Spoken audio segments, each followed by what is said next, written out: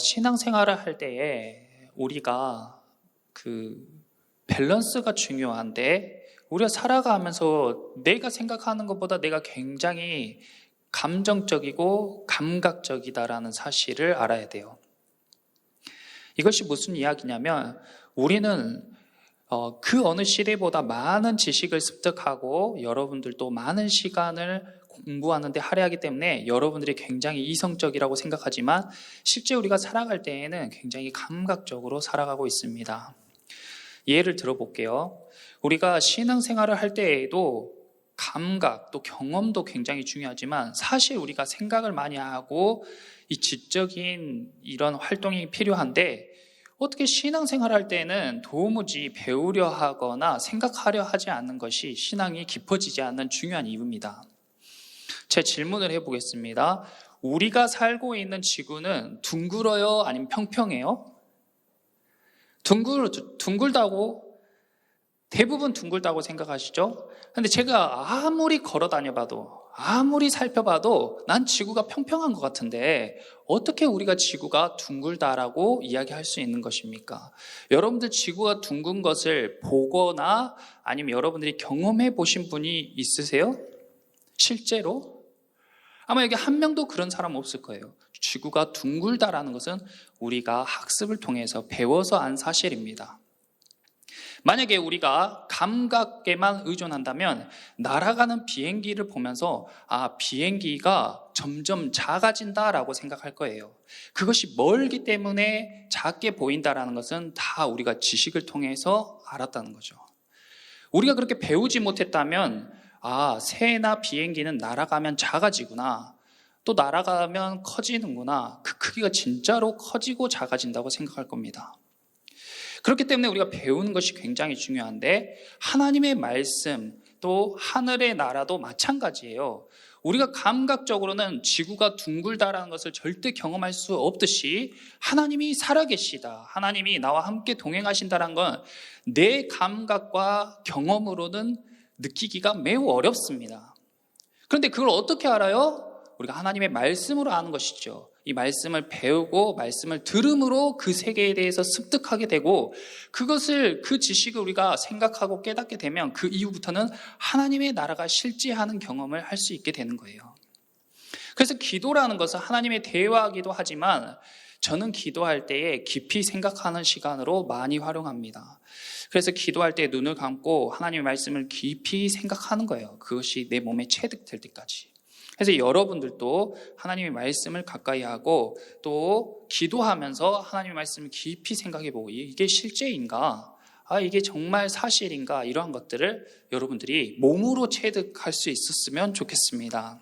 자, 오늘은 여러 문 중에 우리가 눈에 보이는 세계와 보이지 않는 세계가 있는데, 그 보이는 세계와 보이지 않는 세계의 경계를 마음이라고 이야기해요. 마음.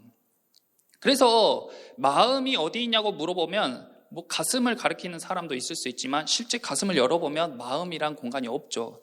마음이란 건 경계를 이야기하는 거예요.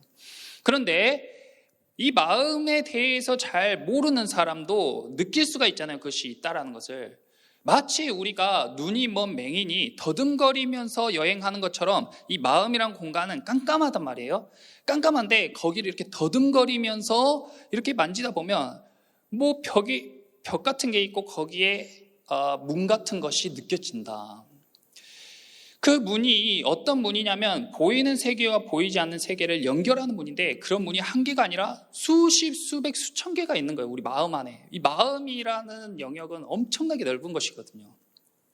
그래서 그 마음의 문을 확 열리면은 비로소 미지의 세계가 열리게 되고 연결되게 되는데, 그때 우리 마음 한켠이 환하게 밝혀지면서 내 내면에 대해서 알아가게 되는 거예요. 보이지 않는 세계에 대해서 알아가게 되는 것입니다.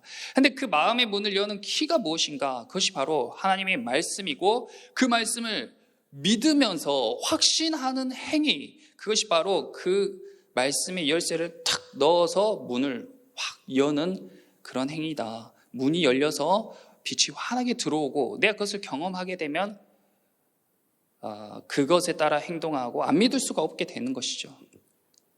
자, 하나님의 말씀을 찾아볼게요. 이사야서, 오늘 함께 나눌 하나님 말씀, 이사야서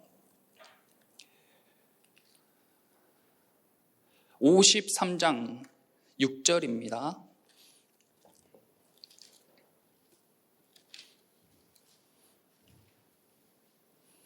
오늘 이제 말씀을 많이 찾아볼 텐데 여러분들 이 말씀을 밑줄도 긋고 동그라미도 치고 제가 노란색으로 표시해 둔 부분이 약간 더 이번에 중점적으로 묵상했으면 하는 부분이니까 그런 부분에 밑줄을 긋거나 표시해 두면 좋겠어요. 자, 이사야서 53장 6절 함께 읽어봅시다. 시작. 우리는 다 양 같아서 그릇 행하여 각기 제 길로 갔거늘 여호와께서는 우리 모두의 죄악을 그에게 담당시키셨도다. 자, 여기에서 다른 말은 다 제하고, 다 나누려면 너무 복잡하니까 다 제하고 맨 앞에 노란색으로 색칠해둔 글씨만 우리가 한번 생각해 봅시다. 우리는 다 무엇과 같다라고 한 거예요. 우리는 다 양과 같다. 음매하는 양과 같다는 거예요. 성경에 우리를 독수리같이 너희가 날 거다, 이리 같은 사람도 있고 사자 같은 인물도 있고, 그런데 다 한 가지 동물에 비유한 것은 양밖에 없다. 한 사람도 예외가 없이 우리는 다 양 같다는 거예요. 아니, 내가 양 같다는 사실을 여러분들 한 번이나 생각해 본 적 있으세요? 여러분이 양 같다고, 수환이가 양 같다고 한 번이라도 생각해 봤겠어요? 말씀을 보지 않았다면? 근데 말씀에서 우리는 다 양 같다라고 하니까 우리가 왜 양 같지 하고 생각해 보게 되는 거예요. 그리고 깊이 생각해 봤더니 진짜 우린 다 양 같구나, 나도 양이고 내 옆에 있는 친구도 양이구나 하고 알게 되는 거예요. 그럼 그 다음부터 양을 볼 때 새롭게 보이고 그 양이 하는 행동이 곧 내 행동인 걸 알게 되는 것이죠. 이런 것이 바로 말씀의 적용이고 묵상이면서 보이지 않는 세계를 우리가 경험하고 눈에 보이지 않는 하나님을 경험하는 방법입니다. 그러면 오늘 양의 문, 왜 양의 문에 대해서 이야기하냐? 우리는 한 사람도 빠짐없이 다 양이기 때문에 어디를 왔다 갔다 해야 돼요? 어디를 통해서? 양의 문을 통해서 들락날락 해야 돼요. 다른 문으로 가면은 내 생명이 위태로울 수도 있고 내가 굶주릴 수도 있고 헐벗을 수도 있는 거예요. 자, 요한복음 10장을 찾아보세요. 요한복음 10장, 신약성경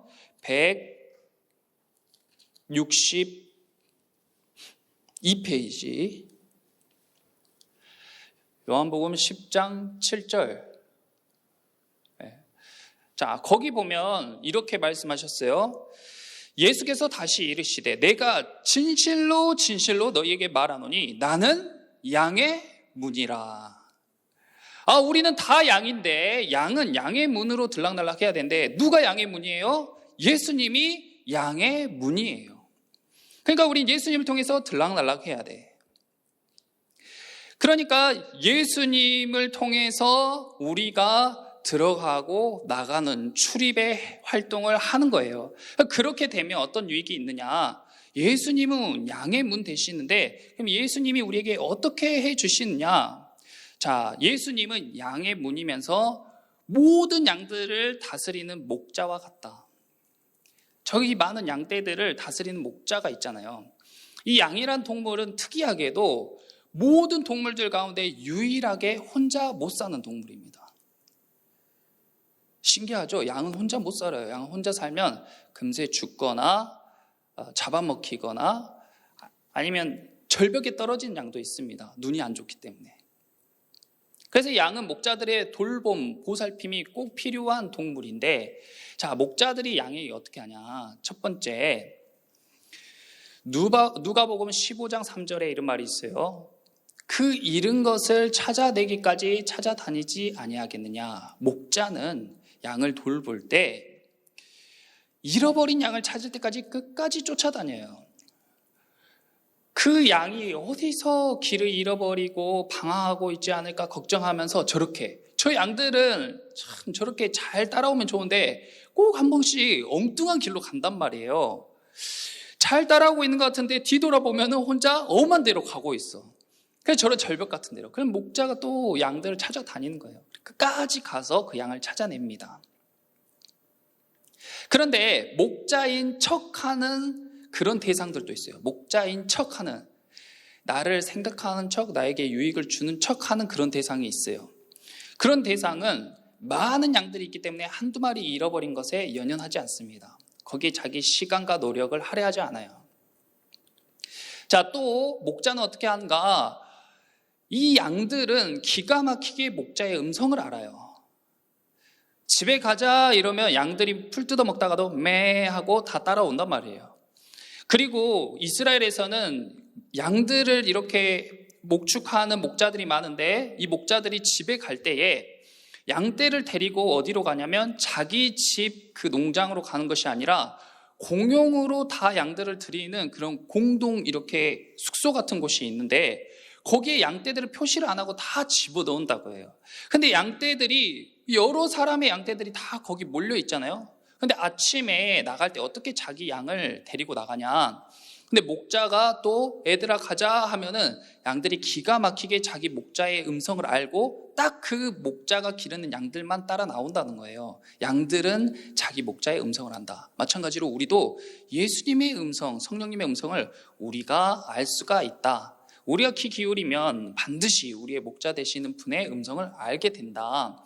또 이 목자는 양 한 마리 한 마리에게 이름을 붙여주고 그 양 한 마리 한 마리의 건강을 확인하고 그 양이 어려서부터 어른이 될 때까지 어떻게 자라는지 다 기억한단 말이에요. 예수님도 마찬가지로 여러분이 어렸을 때부터 지금까지 많은 일들을 겪은 것을 다 알고 계세요. 그러니까 그 누구보다도 나에 대해 잘 알고 나에 대해 정확하게 상담해주고 나를 정확하게 좋은 길로, 선한 길로 인도해 주실 수 있는 분이다. 그런 분이 예수님이신 거예요. 또 목자는 양들을 구원해 주는 분이에요. 이 구원이라는 개념 무엇인가?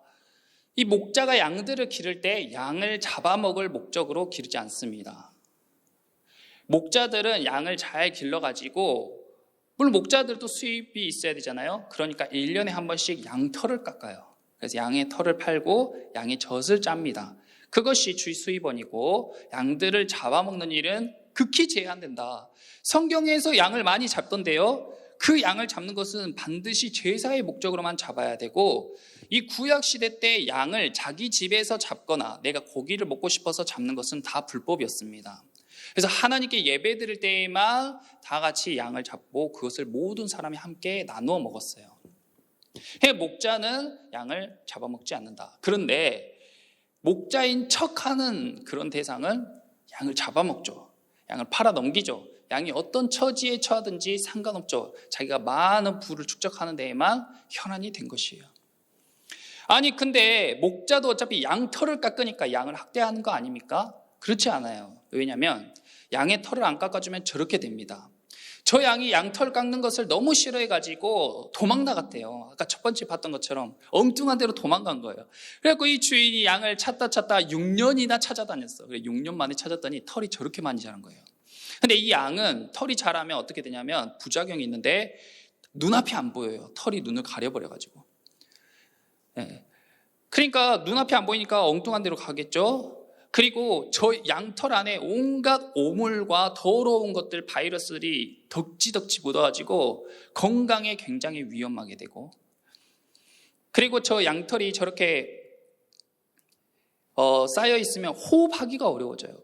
그 6년 만에 찾은 저 양의 털을 쭉 자르니까 몇십 킬로그램이 됐다는 거예요. 저 무거운 것들을 지고 도망 다니고 있었어요. 방황하고 있었어요. 그 주인이 찾아가지고 양털을 샥 깎아주니까 양이 가뿐해졌죠. 1년에 한 번씩 깎아줘야 됩니다. 어느 나라에서는 양의 털을 깎아주지 않는 것을 양 동물 학대로 보는 나라도 있다고 해요. 또 목자는 양들을 한 무리가 되게 해요. 한 곳에 딱 모아줘요. 한 곳에 저렇게 다 모아줍니다.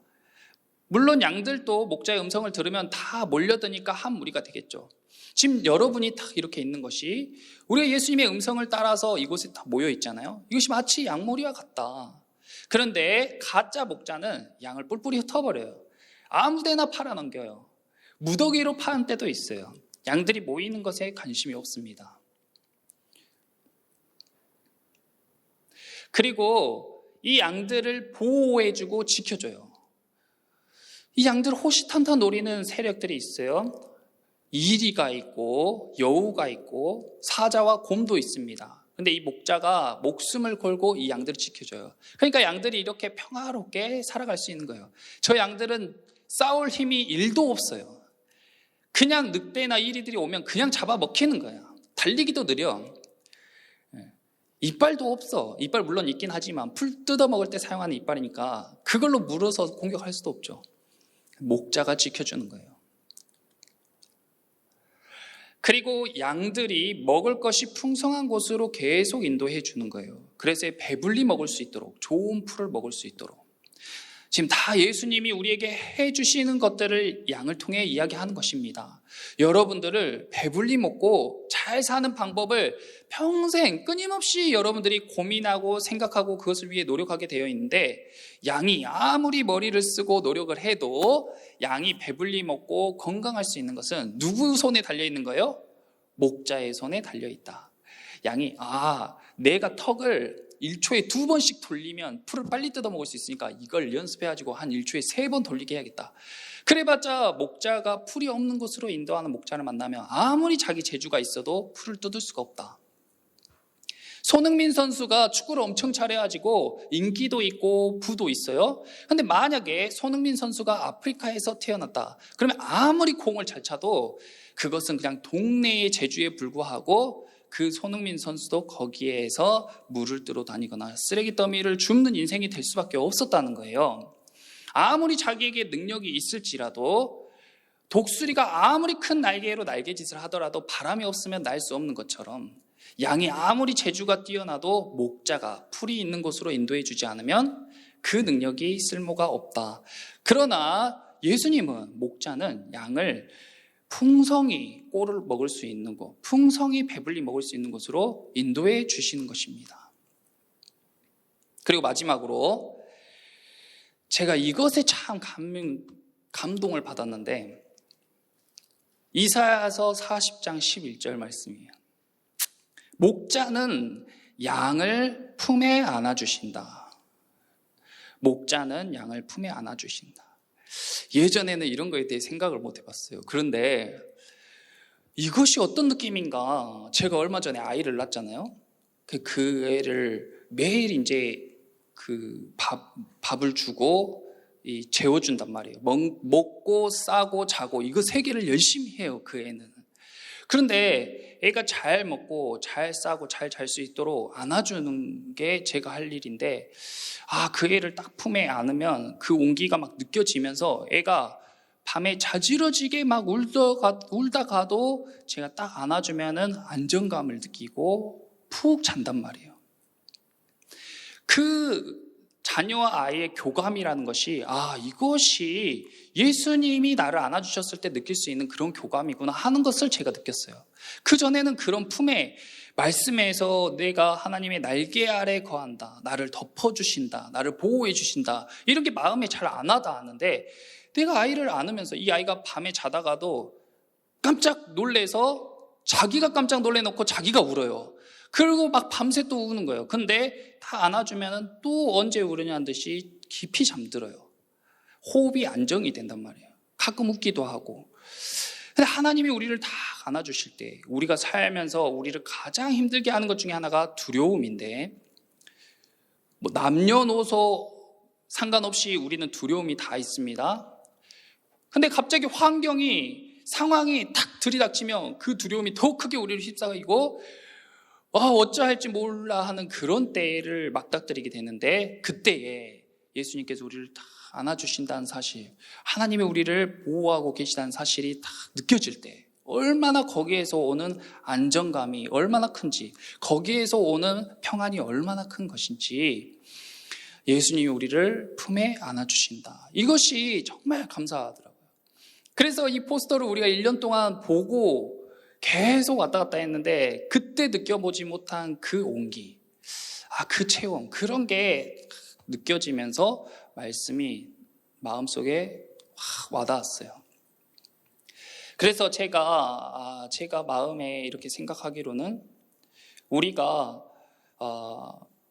이렇게 남자 선생님과 학생들끼리 또 여자 선생님과 학생들끼리 한 번씩 이렇게 다 포옹하는, 품에 안아주는 시간을 가졌으면 좋겠다. 그런 마음이 많이 들었는데 고민하다가 지금 이제 코로나 때문에 우리가 접촉을 피해야 되기 때문에 그런 것은 하지 못할 것 같아요. 그런데 여러분들이 이 시간 기도할 때에 그런 것들을 느꼈으면 좋겠어요. 맨 처음에 이야기했듯이 우리가 감각과 경험도 중요하지만 우리가 지식으로 아는 것도 충분히 우리의 생각과 마음과 감정을 움직일 수 있다. 여러분들 잘 생각해 보세요. 제가 어렸을 때에는 교회에 오면 선생님들이 많이 안아줬어요. 선생님들이 여자 선생님들이 많잖아요. 여자 선생님들이 남학생이라고 피하고 여학생이라고 안아주고 그런 거 없었습니다. 오면 손 잡아주고 안아주고 엉덩이도 톡톡 쳐주고 그때 누가 뭐라 하는 사람이 없었어요. 그런데 그때는 그게 중요한지 몰랐는데 그게 엄청나게 중요했던 거예요. 예수님이 그 선생님들을 통해서 예수님의 온기를, 예수님의 체온을 나에게 전해주고 그것이 나는 머리로 몰랐지만 내 마음에 깊이 그 사랑이 자리 잡아서 내가 커서도 방황하지 않고 예수님께 돌아오는 힘이 되었다. 근데 어느 순간부터 남자 여자 뚝뚝 떨어지고 교회에서 손잡는 거 어깨 동무하고 이런 것도 못하게 하고 물론 밖에서도 마찬가지죠. 그리고 이제는 코로나 때문에 완전 동성끼리의 접촉도 아예 제한되고 말하는 것도 제한되고 그러면서 우리의 마음이 얼마나 메말라가는지 우리의 마음이 얼마나 피폐해지는지 얼마나 강팍해지는지 예수님이 우리를 품에 안아주고 계신데 그것을 느낄 방법과 도리가 없어요. 맨 처음에 이야기했듯이 우리 마음 안에 분명히 있는데 깜깜한 마음 안에 문이 다 닫혀 있는 것처럼 우리의 마음 문이 하나씩 하나씩 닫혀가지고 깜깜한 마음속에서 방황하는 인생들처럼 그리고 혼자 바들바들 떨면서 어떻게 살아가야 될까 고민하고 애쓰고 힘쓰며 살아가는 것이 오늘의 모습이 아닌가 생각이 됩니다. 그러나 여러분들이 말씀을 통해서 우리가 이제 배웠고 우리가 경험했기 때문에 하나님이 나를 안아주고 계시구나. 지금도 하나님이 나를 품에 안고 계시구나. 그것을 여러분들이 느끼면 여러분들의 두려움이 싹 사라지는 거예요. 걱정과 근심이 싹 사라지는 거예요. 여러분들이 말씀을 듣고 여러분들이 찬양하고 여러분들이 기도할 때에 예수님께서 우리를 저 양과 같이 다 안아주시는 그런 경험을 다 하게 될 줄 믿습니다. 예수님께서 우리를 안아주시는 경험을 오늘 함께 찬양하는 시간 가운데에 느꼈으면 좋겠습니다. 우리 찬양팀 앞으로 나와서 찬양하는 것 좀 도와주시고 내 안에 가장 귀한 거 우리 같이 찬양하면서 함께 기도하는 시간을 가집시다.